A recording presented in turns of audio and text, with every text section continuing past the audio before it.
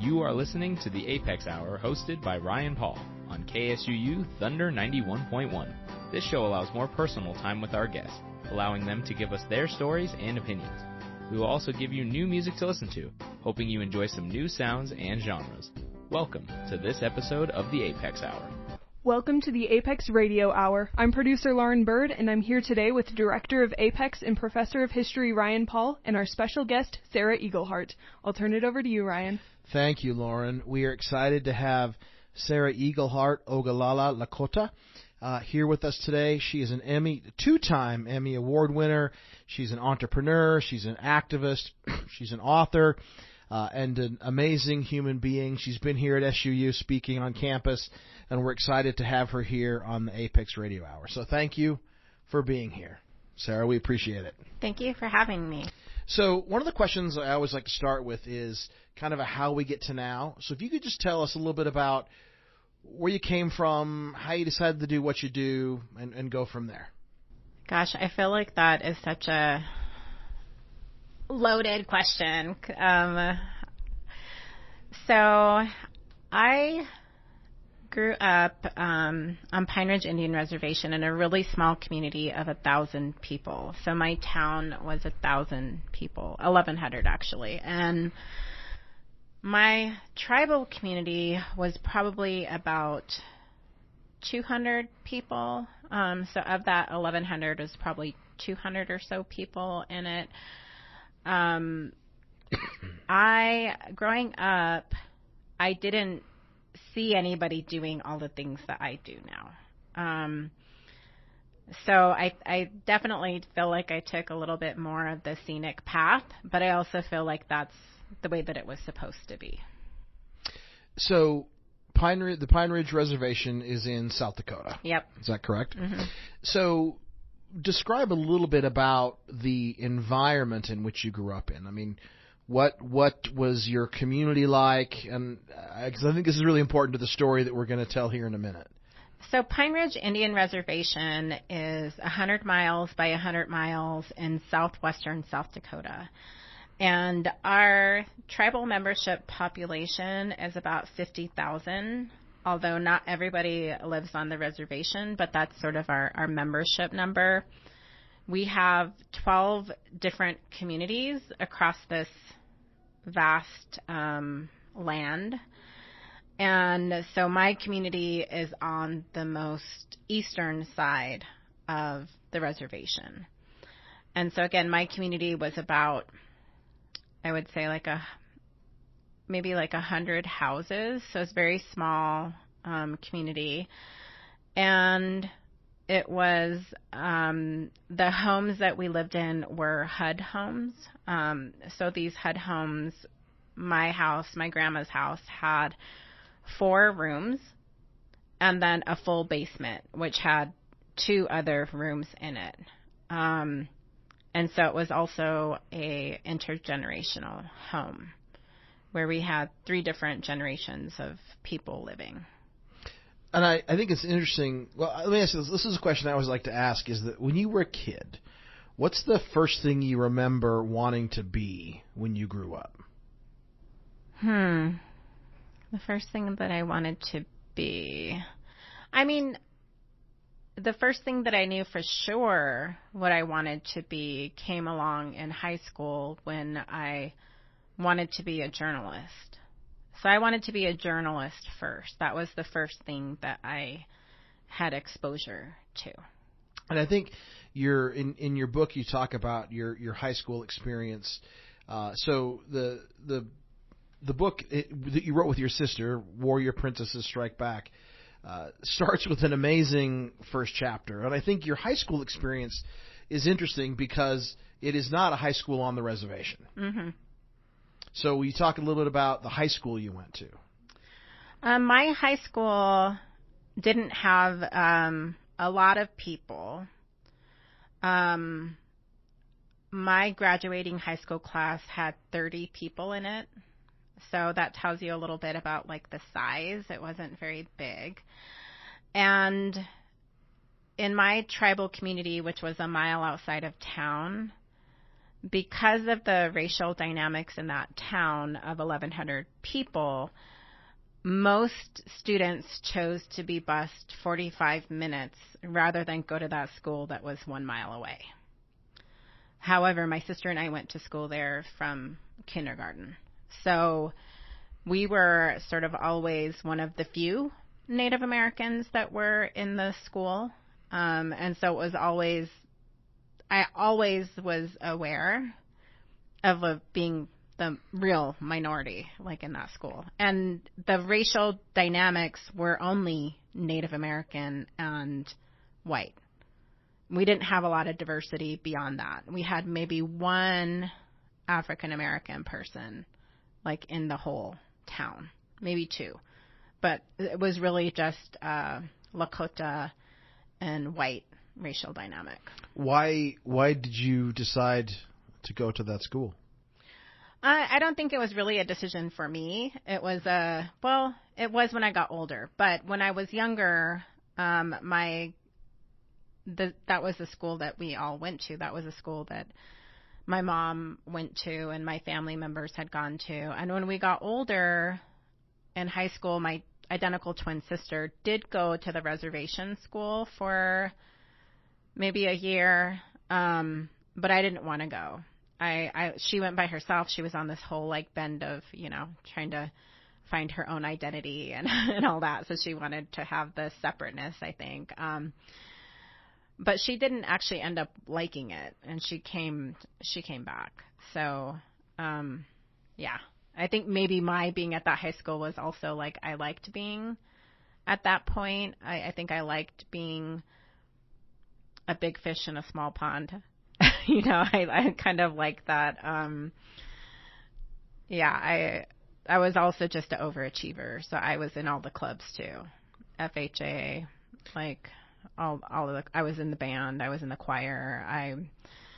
I was supposed to be the cheerleading captain that year when I protested the high school, so that was supposed to be a thing. But then the cheerleading captain, who was also the English teacher, said they just didn't need a captain that year.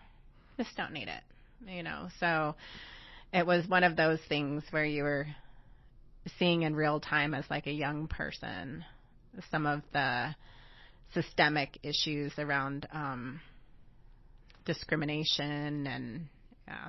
Right. So let's talk about this. Excuse me, because this occupies a really important part, a launching pad, really, of your story in the book, and then you kind of go back in time a little bit. But you're in high school with your sister.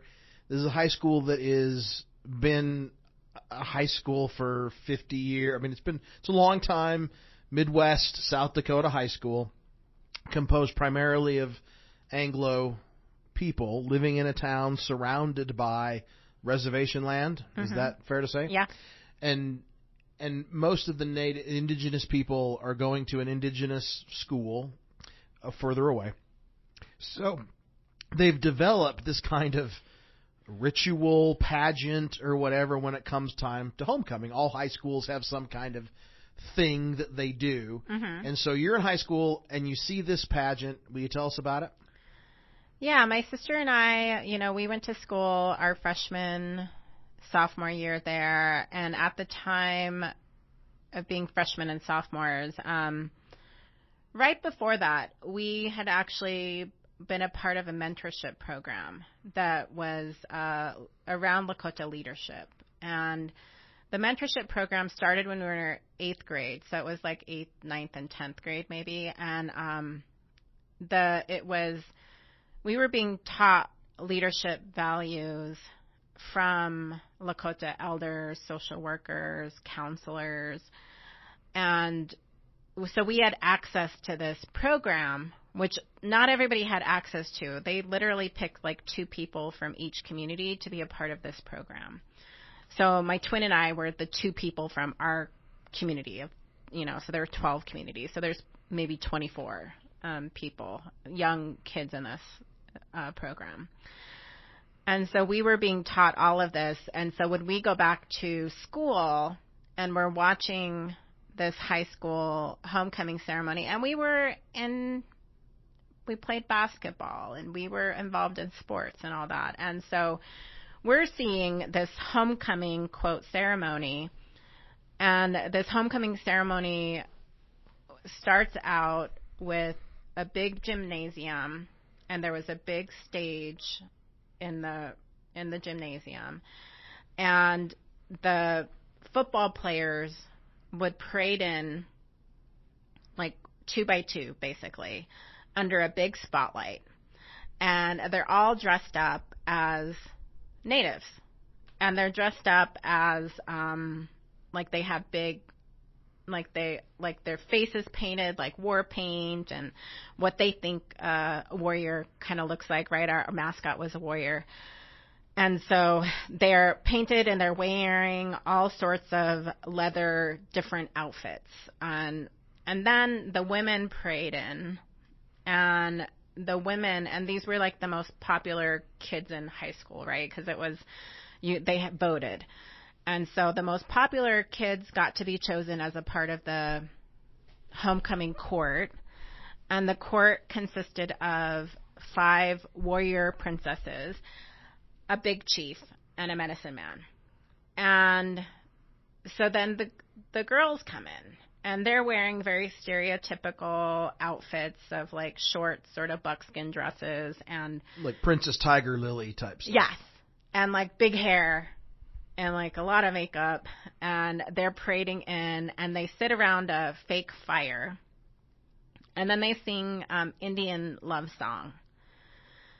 And then the medicine man goes around the women that are seated in like a half circle on the stage, and he dances around to each one to like this tom-tom beat, which is like a... And then he stops, so like whenever the music stops, he would stop to the woman and like look at her and like bend over, because she's seated cross-legged on the ground, and would look in her mouth and look in her ears and kind of pet her, and then would go behind her and like weigh her, like he's testing to see how much she weighs. So he puts both arms underneath her arms and is like half lifting her and like puts her down. And then he keeps going to like this tom-tom beat of just like, he keeps going. And so it's this huge drama that's playing out in front of the audience, and everyone's so excited. Oh, who's going to be the warrior princess? And then whoever he chooses at the end, he stands her up fully. And she stood up fully, and then she is like the gift to the big chief. And so they had been doing that for 57 years at that point. And I just remember my sister and I watching it one year. I think when we were juniors, we were like just looking at it. And every year we'd go there, and we would. It was kind of like we were trying to figure out like what people were doing, right? Because like we were also just like, what's going on here? And then when we were juniors, we sat there, and I just remember one of us sighing and just being like, and then the other one was just like, I know. And it was our agreement.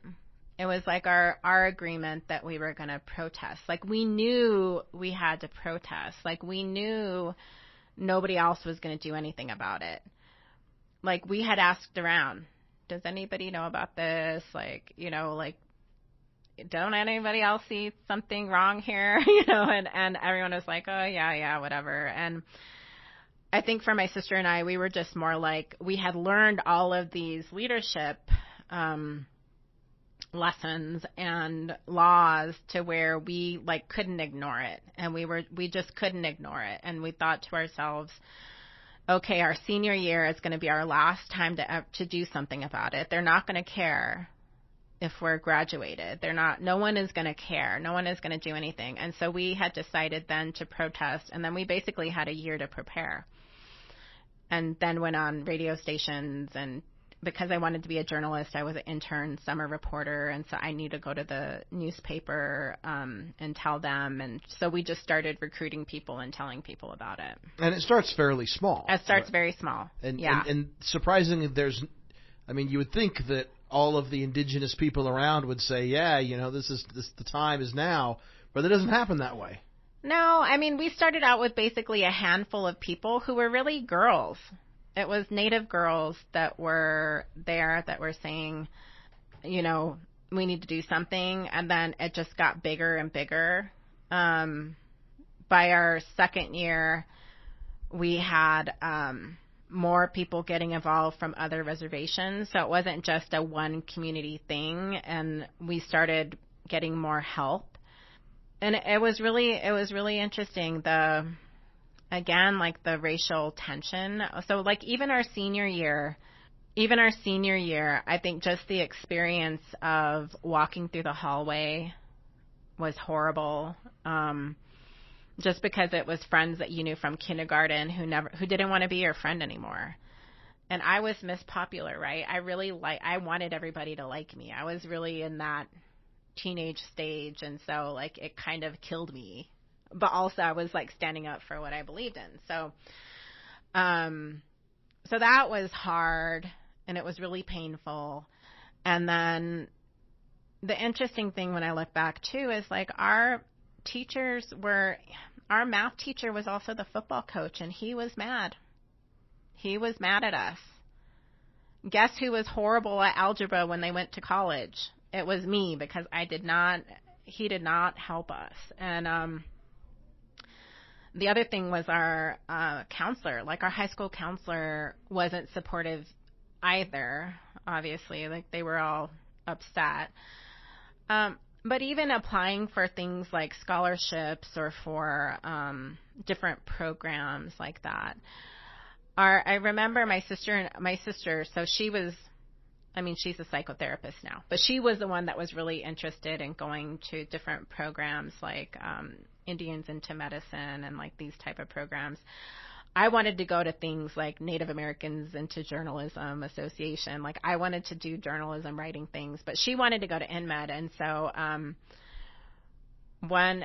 that year we went to our high school counselor to ask for an application and ask him about going to apply for these programs. I think we were juniors, or it might have been like junior year going into senior year when people were figuring out that we were protesting and what we were going to do and all this stuff. But our counselor basically said to us, "You're not smart enough to get in."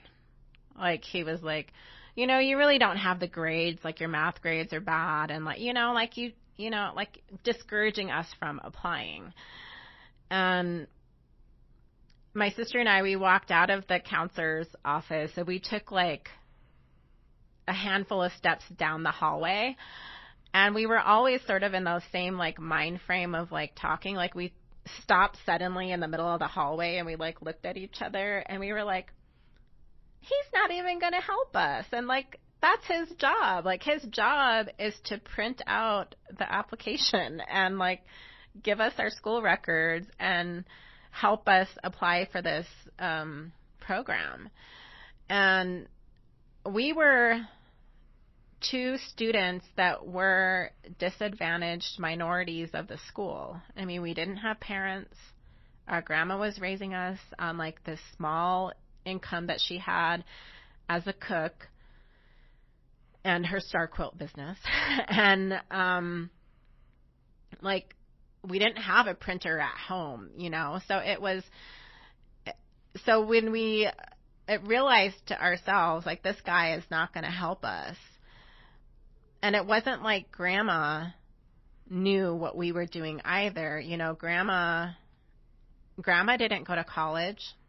So we really had to figure stuff out on our own. And so we had to like, okay, well, we got to find a place to print this. Like let's get grandma to sign this. We got to do our own essays and stuff like that.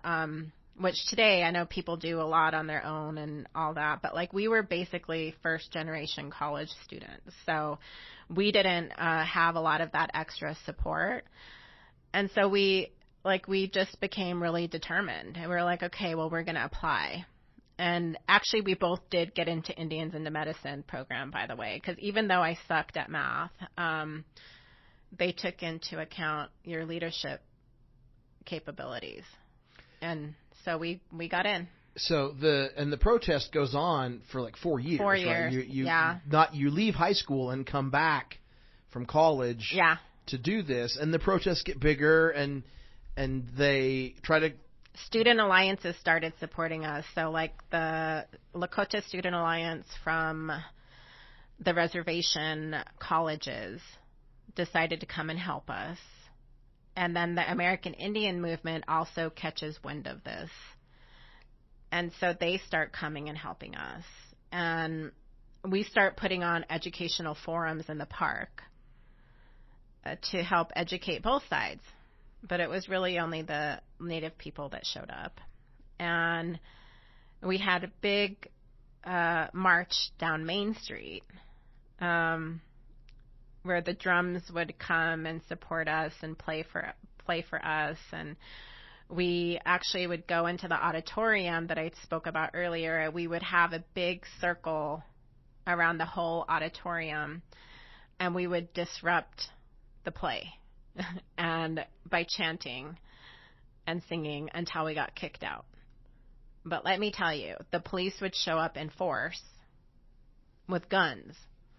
So it was kind of scary because, like, you didn't really know. And then we also had things happen in school where the students would just call us names when we were walking down the hallway, or we were like basically people also threatening to throw rocks at us if we showed up at events. Like they're like, we're gonna. And so that was really interesting because when my sister and I were talking to her daughters about being threatened, that if we showed up at this event, which was like the burning of the H, you know, everyone like has this thing of like where they burn a letter or whatever. If we showed up at the burning of the H, that they were going to throw rocks at us. And my sister's daughter was like, so they were going to stone you if you showed up to this event? And we're like, yeah, that was the threat. We were going to be stoned. But it works, not the stoning, but I mean they cave, right? They eventually caved because we just kept coming back and it just kept getting bigger, and they were mad that their event was getting disrupted. So they don't do it anymore? No, they don't. So let's take our first break, and then we'll get back to more of this amazing story. So those of you who listened to our show before know that we ask our guests to give us a list of songs that resonate with them for a variety of reasons. And this song, the first one we're going to play, is a song called Dirt Roads by Tia Wood. Can you tell me why you chose this song? I just really like it, and she's a newer contemporary artist from Canada. There's First Nations from Canada, and she actually just performed with, I'm trying to remember who it was, but she just performed with somebody big. I want to say it's Macklemore, but I don't think it was Macklemore because Macklemore went to South Dakota for the powwow. So I think it was a different group that, let me see. Why don't we play the song and then look it up, and then we'll hit on the back end? Yeah, I'll look it up and I'll tell you who it was. Okay, this is Dirt Roads by Tia Wood.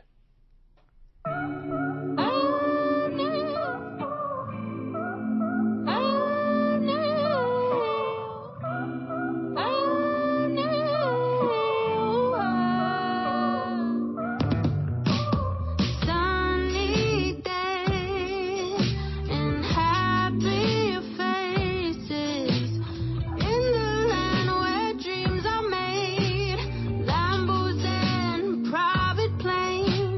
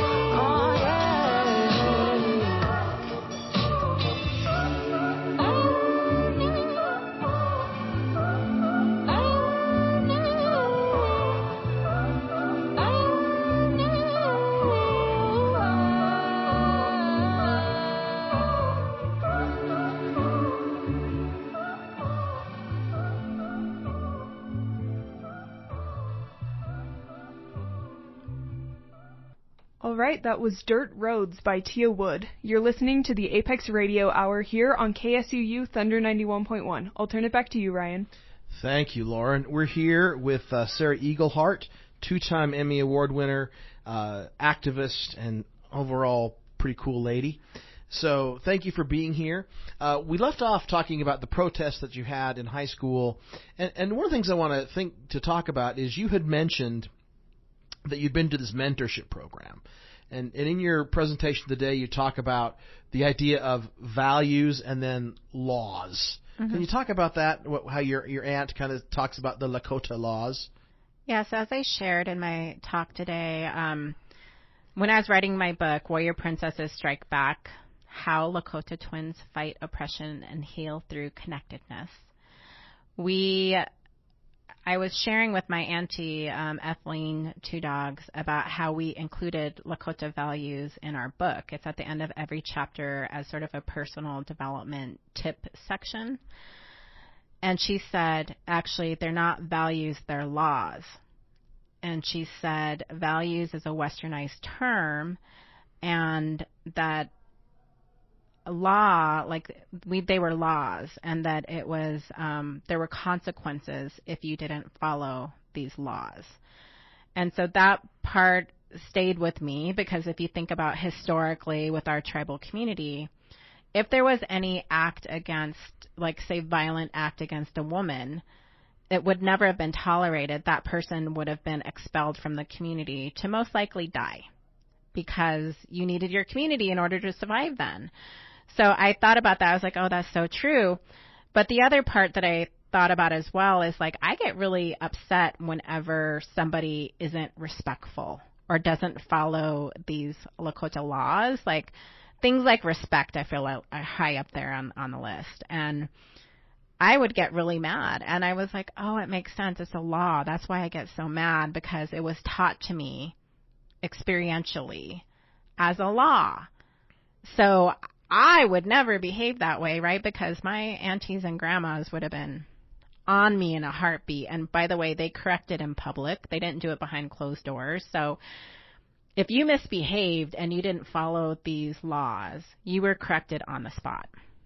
So it's the idea of a law like honesty, for example, and integrity is not just it's a good thing to be honest. It's if you're not honest, there is a consequence, a physical and spiritual consequence to that. Is that correct? Yeah. I feel like integrity is really important. I think that's also something that comes from being raised in the Midwest. You do what you say you're going to do.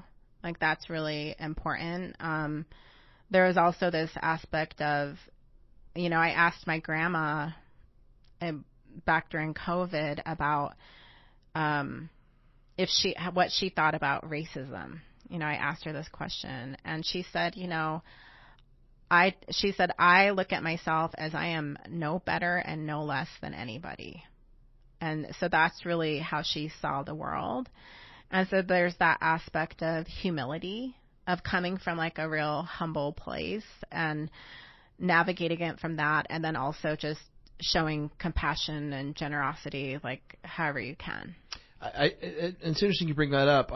As I was watching one of the films that we'll talk about later, Lakota Nation versus the United States, there's a comment by one of the elders that speaks in the film, and he's very emotional about it.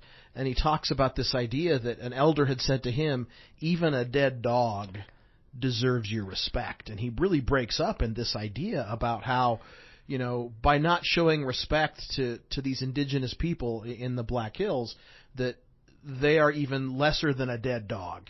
It's the way I kind of read that. Yeah, that is the most heartbreaking scene that gets me every single time I watch the film. Every time I watch the film, I remember watching that scene at Tribeca Film Festival when we premiered, and I was sitting in the audience with Quanah Chasing Horse and her mom. And we watched that scene, and I turned and I looked at her, and all three of us had tears in our eyes. And that part, is, I think sometimes people think history is so long ago and that this behavior is so long ago. And I hate to be the one to break it to you, but it's not. When I moved home during COVID, my sons, who are, early 20s at that time, one of my sons was walking through the park in Rapid City, South Dakota. And he said, I was just walking through the park, and he's like, I saw these two Native guys riding a bike. They were both riding bikes along the road. And this white truck pulled up. It ran into one of the guys. It did like a hit and run and left. And so he's like, I stayed around to see if I could help or do whatever. And he said, the police show up, and the police don't check to see if he's okay, first of all. They start rifling through his backpack to see if he had anything on him or something, drugs or whatever. And so when he's watching this scene, he's basically saying to himself, he's just like, okay, noted. I myself, am not of value. My welfare is not going to be checked on by the police. And also, they're looking for a reason to throw me in jail. And so that just speaks to the racial profiling. And I myself had instances during COVID and beyond where I was being yelled at by white men for parking in the wrong parking spot, for putting my tent up in this place where they didn't like where I put the tent up. So as much as people want to say it's in the past, it's not in the past, and I'm sad to say that. And in some ways it's gotten worse. But that's why films like Lakota Nation versus the United States is so important, because it educates about the history, but also the contemporary connection to the land and to, our values and to it. I think it's interesting. I mean, you talk about your grandma, and you write extensively, you and your sister, in the book. And I mean, one of the things that I come away with is the fact that your grandma is an amazing human being, right? I mean, just in general, we all would be fortunate to have someone as compassionate and caring and connected to the divine as your grandmother, which speaks to the fact that it seems to me that the culture in which you grew up with was very matriarchal, right? And I think that, I didn't know the idea of how, when you got married, that the man would move in with the wife's family, right? Yeah. And we'll talk about that in a second, but it's even more interesting because you were kind of robbed of that yourself, right? Your father leaves very early in your life. You and your sister and your brother are in a horrible car accident with your mother, and she is unable to take care of you, which is why you end up with your grandma and your aunts. Will you speak to this idea of the indigenous idea of connectivity, of matriarchy, of seeing family in a much broader definition? Yeah, so what's interesting is that even though our father wasn't in our lives, he was also Lakota, and actually his father was a former tribal president who was involved in our lives until he passed away, sporadically involved in our lives. And so it didn't quite add up, to be honest, about why our father wasn't there until in our 30s, we actually had the other family reaching out to us, and my biological father reached out to us. Turns out he was schizophrenic, and nobody wanted to tell our family. It was a big family secret on their side, and they didn't want to tell us about his mental health crisis. So in a lot of ways, I hate to say it that way, but it was we hit the jackpot with two parents with mental health issues. Our mother with her traumatic brain injury following the car crash, and neither one of them being able to take care of us.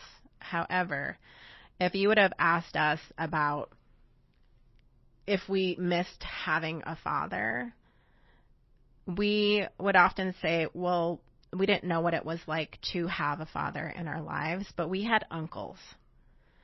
And our uncles were older brothers, but also father figures. So and they were still around. Like, all of the family was still around. So we still had that male protection and influence in our family. But make no mistake, Grandma was the matriarch.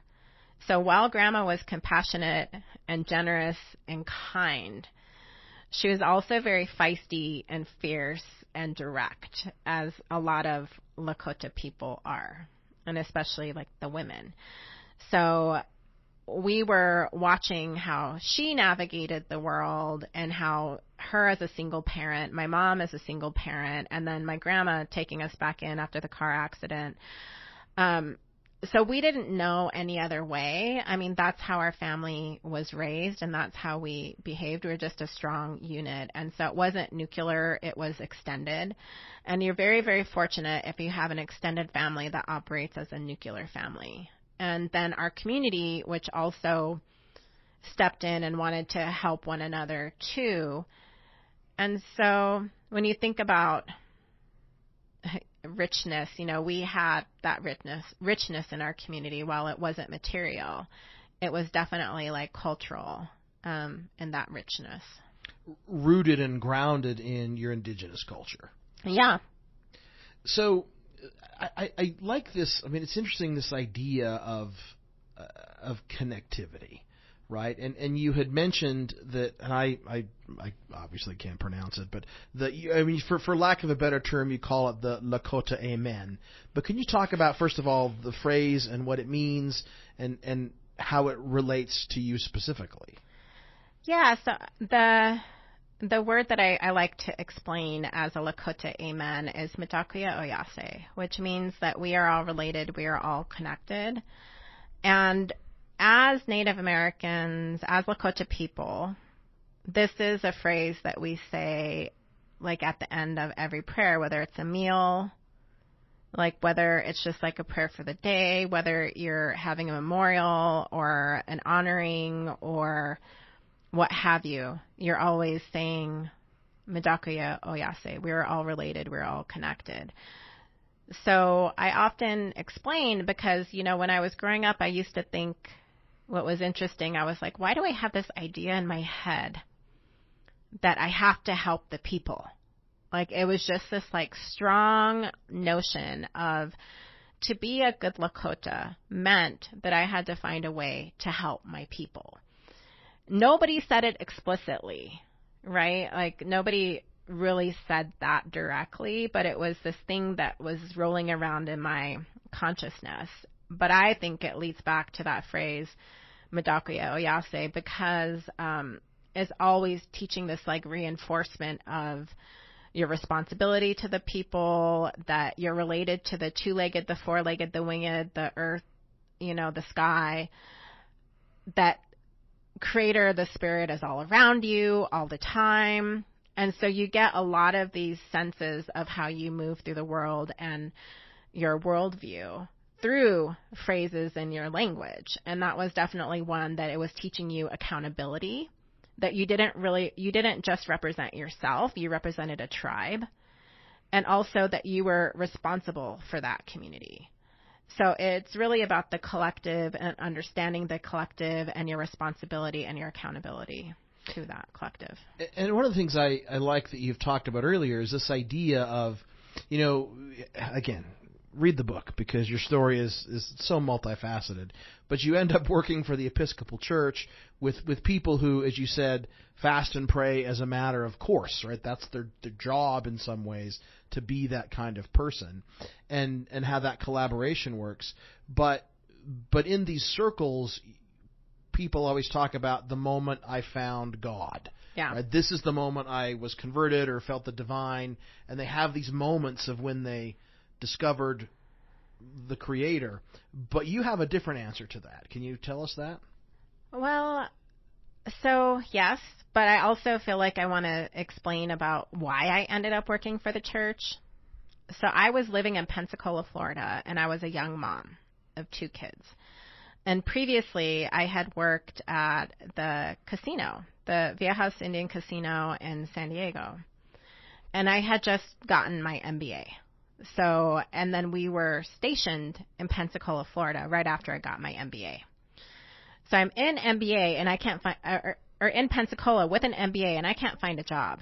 And I am working at the local restaurant that has peanuts on the floor and like wearing a red shirt. And I'm just like this waitress and I'm like hating life. And I'm also just like, wait a minute, I have an MBA. Like, what am I doing here? But it was the only job I could find. And we needed that job. And so one day, 9 months later, I get an interview for 2 different locations. One is at the Episcopal church that I pass every day on my way to drop the boys off at school. The second interview is for the Chamber of Commerce. And I think to myself, there is no way I'm going to work at that church. No way. And it's a practice interview. I'm going to go in there. It's going to be a practice interview. And so I go in with all of my newsletters that I did at the casino, and I go in with all my business background and stuff like that. And the priest and his lay leader that was helping him interview me, and they say, well, we really like your background. We really like your business background. And also we're really excited, because we want to move our church in more of a business manner. So we're really excited about you. And they were like, do you want to have Friday afternoons off? And also we can pay you more money per hour because you don't need benefits as a military dependent. So they were like, we'll give you more money per hour and you get Friday afternoons off. And I'm like, okay. But I go into the interview also saying all this stuff you don't usually say in interviews. Like, I told him I was a mom. I told him I was a military wife. I would never in a million years say that in any interview because I know you get discriminated against. And I went in there with all that because I didn't want to work there. And they're like, that's great. Well, we'll give you this time off and you get more money. And then I went to the Chamber of Commerce interview, and it was a temporary full-time position that paid nothing, barely minimum wage. And I thought to myself, fine, God. I don't know why you want me to go work at this church, but fine, I'll go work there.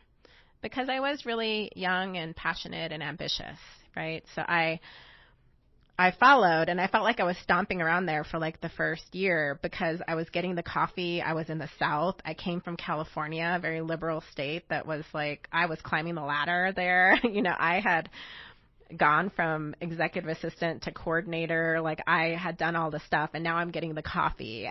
But also I recognized that it was an opportunity for me that there was something there I was supposed to learn, is what I recognized. And so in that moment, it was really me realizing that Creator was guiding me to something that I really didn't know where it was going to take me. But I had the faith to be able to follow and say, like, okay, let's see where this goes. And then I got hired by the presiding bishop of the Episcopal Church, and then was working internationally for 7 years, not only for the Indigenous Peoples portfolio, but also managing a team of African American ministries, Latino, Hispanic, Asian ministries, intercultural, environmental, and poverty alleviation, and working throughout 16 countries with 2 million members. So I look at it, there's nowhere I think that I would have gotten that level of experience besides working at a church like that took a chance on me as a young person who I did not have all of the experience, but I had an MBA and I had a bachelor's degree and I had, all of this knowledge of like working at a casino and working within these different groups. So that really got me to where I'm at today. Doesn't fully answer your question, but it kind of does. Yeah, no, it does. But the idea is that in this indigenous worldview is that there isn't necessarily one moment. No, there's not, because like I said, we always know that the Creator is all around us all the time. So it's not this big moment. It's like when I had this thing that was happening to me, I was recognizing that, oh my God, it's weird that this is literally the church that I go drive by every day, and that I told myself, hey, I should go in, and I never did. And then I noticed that the Chamber of Commerce was all the way around across town, and it was a commute. And I always struggled with the commute with my kids because I was always rushing to pick them up from daycare and like doing night school and all that. So I also recognized that I was like, oh, whoa, that's also something that's being pointed out to me, like right here is like your struggle and like stuff that you hated. And so then you have these priests, you know, I tell them, oh, I'm a mom of 2 boys and I'm a military wife. Oh, that's great. We're a military congregation. And oh, I have sons. That's great. I've got 2 sons. He's got 2 sons. Like, that's awesome. You know, so it was all of that coming together and me going like, fine, I'll work here. But I didn't want to. And so I think like that's been just a force that like I recognize in my life of like different, when I notice, I don't know, people want to call it synchronicities or like these little like knowledges or whatever, like I notice and I pay attention. I'm like, oh, I'm being directed this way. I'm being directed that way. So it's fascinating though when you think about who you surround yourself with, right? So like I tend to surround myself with other people that think like me now because I'm like, oh, I've worked with people that have faith and people that pray. And so they taught me how to work in that system of thinking outside the box, of thinking creatively, of brainstorming, of making an idea better, making a bigger impact. And then those people that push you outside of like what your comfortable state is, and then just like really going for it. So I tend to like push myself out of my comfort zone.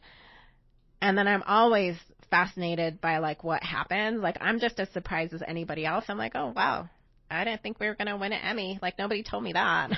Well, I think it's interesting that the idea of, you know, people think about, they look back on their lives and they see these moments where a divine presence was there. But what you're talking about is really the power of recognizing that divine presence while it's happening. Yeah. Which I think is a really important thing. Let's take our next break. This is a song that you picked called Electric Powwow by A Tribe Called Red. Can you tell us why you chose this song? I just like them. By the way, the other artist, Tia Wood, performed with Shawn Mendes. Oh, yes. That's who it was. But this one, I just like these guys. Okay. This is Electric Powwow by A Tribe Called Red.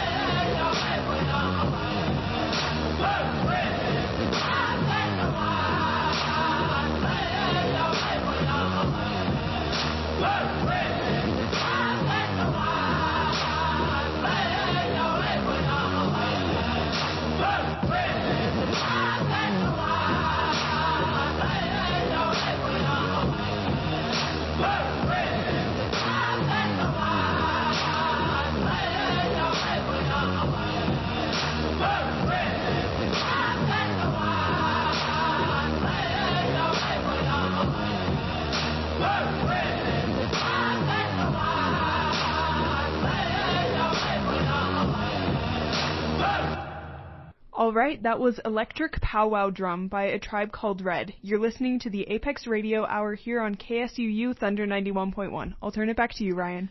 Thank you, Lauren. We're here with Emmy Award winner and Lakota activist Sarah Eaglehart.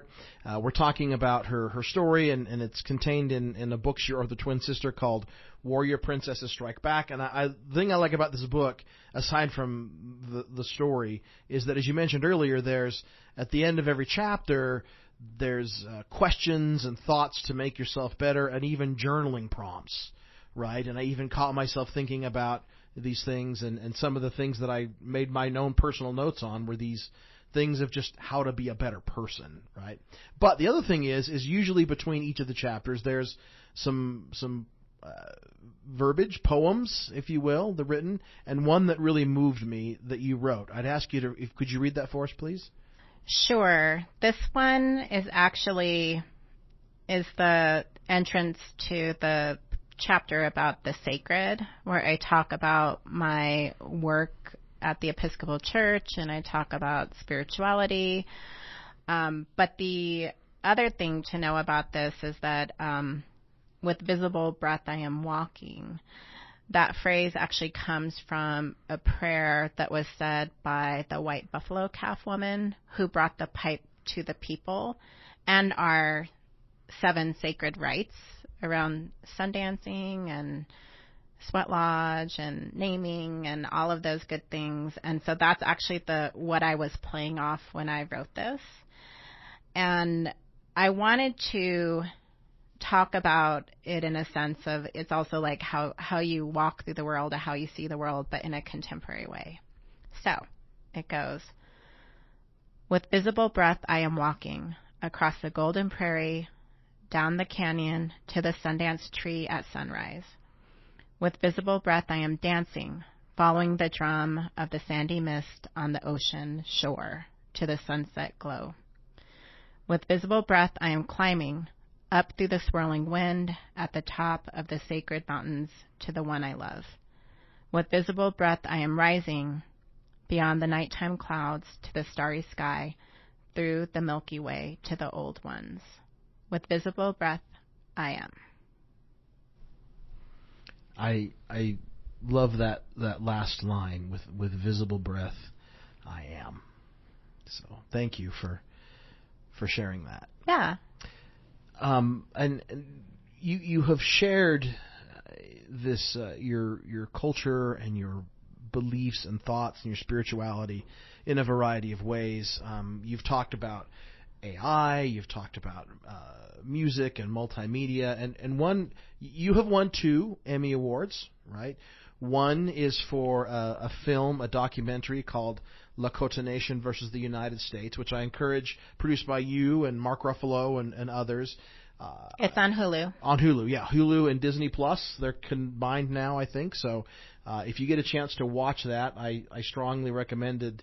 I thought it was incredibly fascinating and a beautifully spiritual story of people who have just saw things that needed to be changed, and a very different worldview.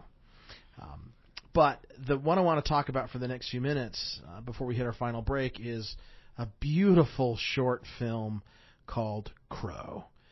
Crow the Legend, an animated tale that you bring to a group of people who involved. Can you talk about the film and the project and all that stuff? Sure. So I want to take a little step back here. So like I mentioned earlier, I tend to surround myself with people who think like I do or are spiritual in the same sense. So my very good friend, Dr. David Washington, who would love that I just dropped his name on the radio, used to work for the Obama administration under communications. And when I hired him as my consultant, he's this African-American guy in LA, and he would say to me, there's a there there, all right? So you think about it in a sense of like you're looking at any opportunity, you're trying to see if there's something that resonates with you that's telling you you need to go do this job.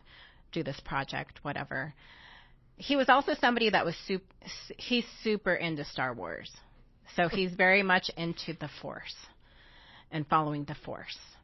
And so he's the one that was like, I think there's a there here. There's a there. And so he took me to meet John Legend's manager, Ty Sticklorius, and they're part of Get Lifted Productions. And they introduced me to Baobab Studios, who is an Asian-run studio, Asian women-led studio as well. And they're making this film called Crow the Legend. And they recognize that they want to do it right. And so they want to bring in a producer that can help them make sure the story is right, make sure the animation is right.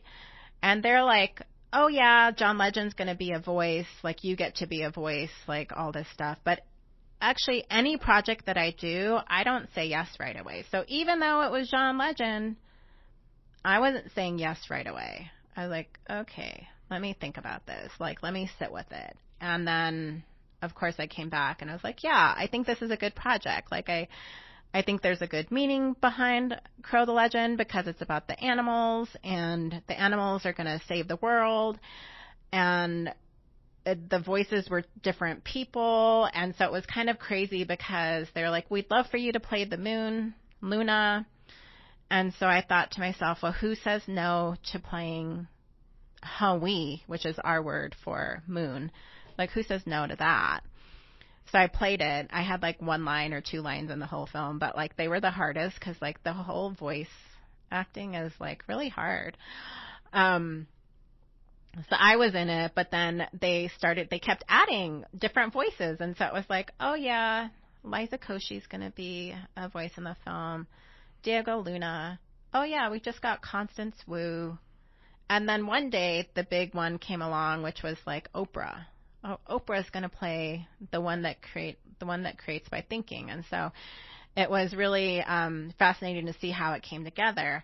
And then even when we were going in for the Emmy, because I actually had no idea that we were going to win an Emmy, but what happens was like this group basically said, we are going to focus on making this story, and we're going to make it a cornerstone for VR. Because VR was a new category for the Television Academy. And so they were like, yeah, we're going to ask for all the favors. We don't care. We're going to go beg to everybody to like be a part of this. And my part in like supporting the film was also to obviously give it credibility, right? To help them navigate the story and make sure they told it the right way. Things like the Milky Way, like that I mentioned in here, the Milky Way, like we believe that when you die, you return to the Milky Way, that we come from stars, we're born of stars, and then you return to the stars in the Milky Way. So even there's like a scene of the stars, and like the crow was like flying up through the stars, and they had like a star crow and a regular crow, and they started flying in different directions. And I told them, actually, like, I want to follow the star crow. Like, that's where I go. Like, I want to follow him. I don't actually want to follow the other crow. And so, like, just giving them, like, little pointers around culture and, like, how I would see it or what I would do. And so they changed that as a part of the film. So those were all different aspects that really came together. And the night that we won, it was so funny because, like, they were like, oh, well, you know, it's just an honor to be here. You know, I don't know, like, I don't know that we're going to win. And then we won 4 out of 5 categories, like, for outstanding interactive media and best direction and music and all these other categories. So, like, yeah, it was something that there was definitely, like, a there. But I didn't think that there would end up with an Emmy. And I didn't have experience working in animation or voice acting or even producing at that time. And there's a beautiful video clip of you showing your grandmother this Emmy. Yeah. And she says, you know, and somebody who's not on it's camera, like my kids in the background, yeah, and their says, girlfriend, being so excited. Grandma, what do you think? And she says, I'm crying. I'm crying. Yeah. It's a beautiful story and a beautiful piece of film. So it was created for the Oculus, the VR headset type thing. Yep. But you can see the 2D version on YouTube. Yes. I mean, it's there, and it's a beautiful telling of this story. Certainly Emmy Award winning. So thank you. Yeah. Let's take our last break before we get to our final segment. This is a song that you selected called "American Dream" by Ray Zaragoza. Zaragoza, yeah. Zaragoza. Why did you choose this song? Ray's a really good friend of mine. And so she's performed a lot of different songs and has been a part of my community for a while. And so I really like her, and I just really like this song, too. Okay. This is "American Dream" by Ray Zaragoza.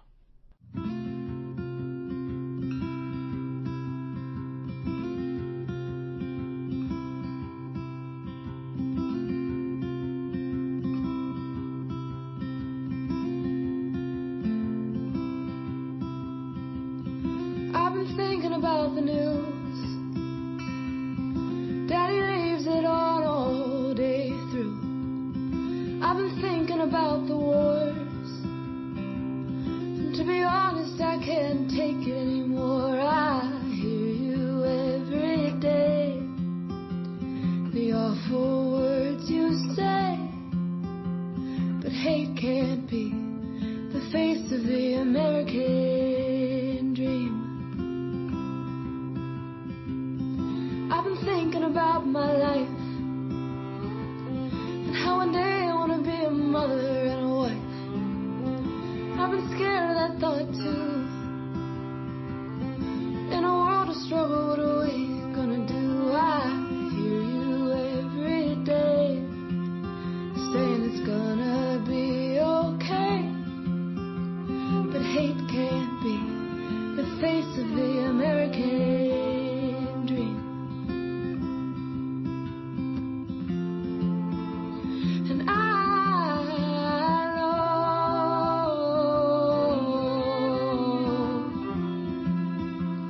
we've got a long way to go.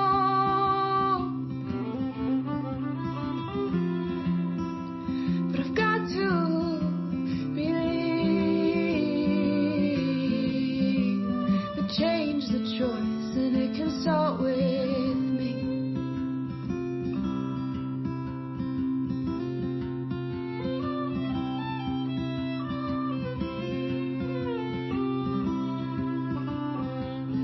And I've been thinking about our mother and how they took her away from her people, put her in a boarding school, away from her brother, sister, and culture. I can hear her every night saying we've gotta make this right, 'cause hate can't be the face of the American dream. And I know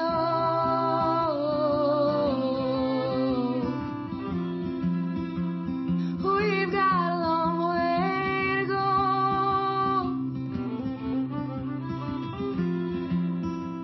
But I've got to believe that change is a choice, and it can start with me. And change is a choice, and it can start with me. And change is a choice, and it can start with you. All right, that was American Dream by Ray Zaragoza. You're listening to the Apex Radio Hour here on KSUU Thunder 91.1. I'll turn it back to you, Ryan. Thank you, Lauren. I love that last line about change is a choice. It can start with me, and then it can start with you. Yeah. Right? What a beautiful song. Yeah. Thank you for bringing it into our world. So we have been here for the last little over an hour with Sarah Hart, Emmy Award winner, amazing human being, author. Please, if you get a chance, pick up her book, Warrior Princesses Strike Back, written with her younger twin sister, as you're 14 minutes older, right? Mhm. I guess now you're the matriarch of the family. I'm not. No, I got auntie. Oh, so, that's right. Okay, yeah, okay. I'm like third in charge. Third in charge. Yeah. Gotcha. Do your sons tell you that? Mom, you're third in charge. Oh, no, I'm number one for them. So thank you for being here. Thank you for coming to SUU and to Southern Utah. And as we always do, we like to end with a segment about what's bringing us joy. So we'll start with you. Sarah Eaglehart, what are you currently watching, reading, listening to, or playing that is bringing you joy? Gosh, I mean, so I'm one of those people that does a million things, if you haven't noticed. I'm somebody that is working on fashion through the Indigenous Fashion Collective. I also work on business development with tribes. I'm also filmmaking, like my first documentary, like to direct my first documentary. So I have those 3 projects that I'm currently working on. So I don't know that I have a lot of time to read. I feel like I spend a lot of time watching TV a lot and or movies and paying attention to movies. I have 3 projects that I need to get off the ground before I die. So I'm also one of those people that is like, I have 3 projects. One of them is a horror film. One of them is like a young adult, like dramedy, a workplace dramedy. And then one of them is actually probably a movie based upon my mom. So like there's those 3 projects. But you know, I tend to keep an open mind about the work that I'm doing. And so the Fashion Collective for me is a platform currently that we're utilizing to do advocacy for and to also amplify Indigenous creatives in the world of fashion. So we just held the Indigenous Met Gala. It was our 2nd annual Indigenous Met Gala in LA. And we basically choose about 10 featured designers from across Canada and the U.S., and then we invite them to participate in our event to amplify their work. And then we also had an award. Like this year was the first year that we actually gave a cash prize for $10,000, and they could be a part of this contest where they were actually chosen by corporate groups to be the winner. So we had a designer that was a winner. Tiara Alicia won this year. Her model was Quanah Chasing Horse. And she did this amazing dress that was fur that was sourced from Alaska, from her Gwich'in community, Quanah's Gwich'in community. And then it had a lot of abalone on it, which was from Tiara's community because she's Pomo from California. And they just made these like beautiful, beautiful outfits. And then we also had beadwork.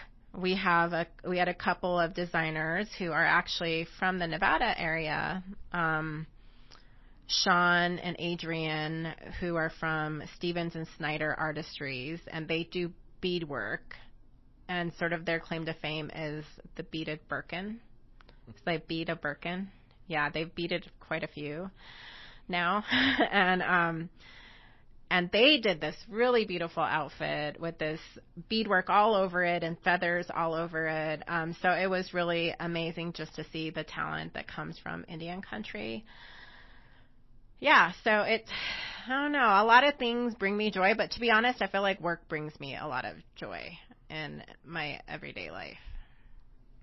Cool. And we'll be able to see more of the Indigenous Fashion Collective and the designs and on outfits. Social media. It's under Indigi Fashion, so you'll find us under that account. Cool. Lauren Bird, what are you currently watching, reading, listening to, or playing that is bringing you joy? So I'm currently listening to the book A Drop of Corruption. It's the 2nd in the series, and it's both books are kind of like fantasy Sherlock Holmes stories, and they're really fun, and they're funny, and I enjoy the like mystery solving aspect of it. What's book 1? The Tainted Cup. Oh, The Tainted Cup. Yeah, they're really good. I'm sure they are.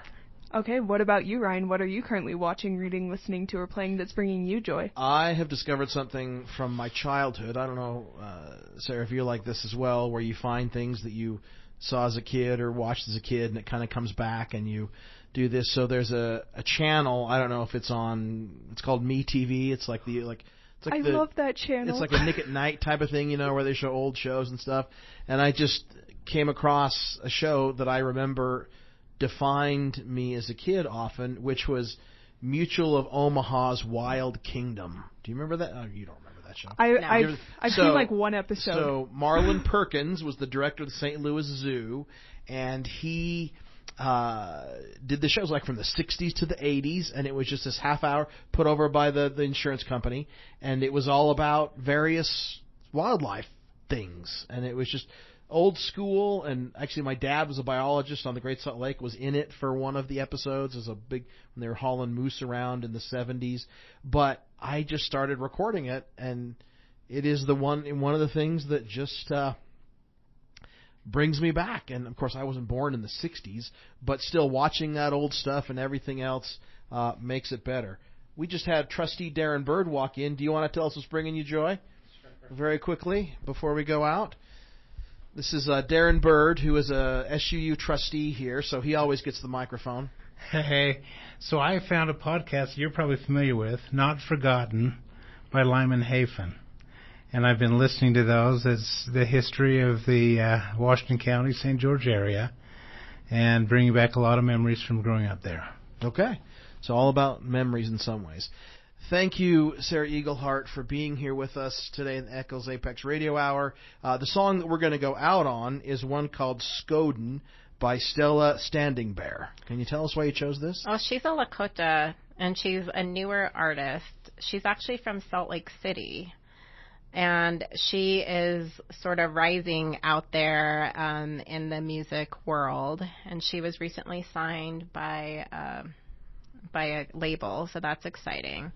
But yeah, she actually, her Skoden song, this actually started from social media, and that's like how she got found. So there you go. And Skoden is like a little acronym that we use like in our culture around like let's go then, but it's a shortened phrase that we say a lot. So she makes it fun.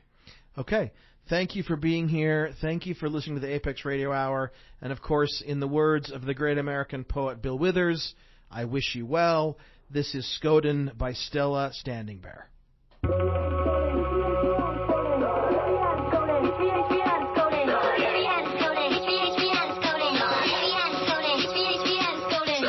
Okay, let me teach you how to Skoden. Did a couple million off the top, that's where I'm going. Yeah, you should work on self-promotion. Mention my name, cause you know it got some motion. Okay, put your arms out side to side. Move it to the left, then you move it to the right. Hit the big feathers, I'm an eagle soaring through the sky. I can teach you how to do it, but you already know it, right? Teach me how to Skoden. Teach me how to Skoden. Teach me how to Skoden. Teach me how to Skoden. Teach me how to Skoden. Teach me how to Skoden. Teach me how to Skoden. Teach me how to Skoden.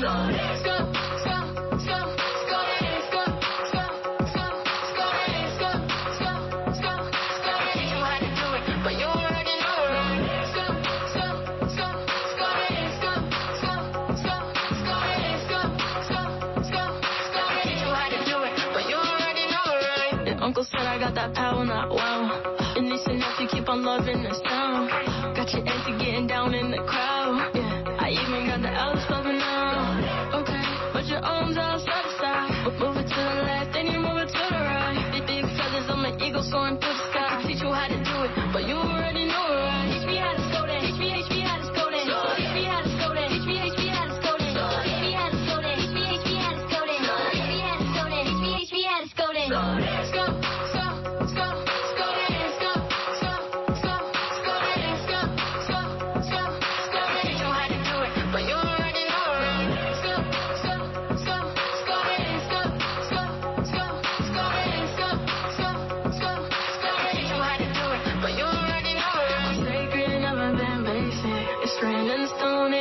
Changing.